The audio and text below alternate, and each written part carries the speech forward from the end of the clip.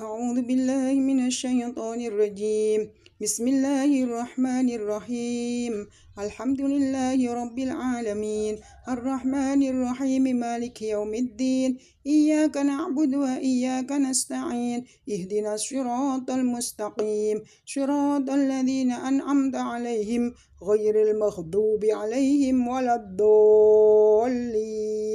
آمين. سورة الجن. بسم الله الرحمن الرحيم. قل أوحي إلي أنه استمع نفر من الجن فقالوا إنا سمعنا قرآنا عجبا يهدي إلى الرشد فآمنا به ولن نشرك بربنا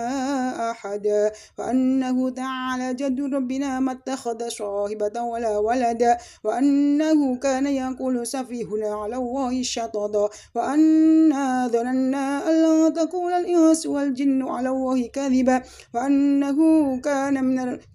كان رجال من الإنس يعوذون برجال من الجن فزادوهم رهقا وأنهم ظنوا كما ظننتم أن لا يبعث الله أحدا وأنا لمسنا السماء فوجدناها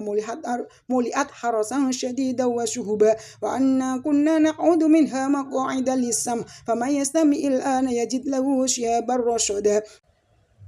وأنا لا ندري أشر أريد بمن في الأرض أم أراد بهم ربهم رشدا وأنا منا الصالحون ومنا دون ذلك كنا طرائق قددا وأنا ظننا أن لن نعجزه في الأرض ولن نعجزه هربا وأنا لما سمعنا الهدى